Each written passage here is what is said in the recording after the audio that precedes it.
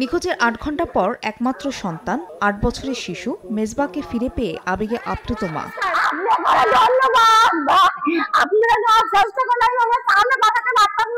CCTV ফুটেজে দেখা যায় শনিবার রাত ৮টা ৪৬ নড়াইলের লোহাগড়ার খাঘা গ্রামে চাচা উজ্জ্বল শেখের দোকানের সামনে খেলছিল মেজবা ও তার চাচাতো ভাই সাইদ। কিছুক্ষণ পর উজ্জ্বল শেখের সঙ্গে হেঁটে চলে যায় দুজন। তবে শিশু সাইদ ফিরে আসলেও নিখোঁজ ছিল মেজবা। বাগানে বাগাইছে হিরাজ কুমুতে পাচ্ছি না, আমি শরীরটা কত আব্বা তো ঘুমায়।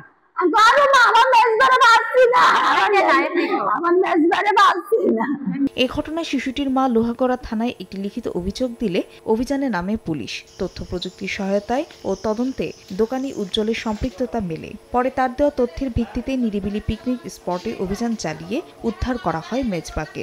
এই ঘটনায় উজ্জ্বল, তার স্ত্রী রোজিনা, ছেলে সাকিব ও ভ্যান চালক জান্নাতুল শেখকে গ্রেফতার করা হয়। তারা এই ছেলেকে নিয়ে মুক্তিপণ দাবি করবে, এই জন্য এই কিডন্যাপটা করেছে। এখানে বেশ কয়েকজন ব্যক্তি জড়িত আছে, তাদেরকে গ্রেফতার করা হয়েছে। শিশু মেজবা পাচুরিয়া কিন্ডারগার্টেনের প্রথম শ্রেণীর শিক্ষার্থী। সময় সংবাদ, নড়াইল।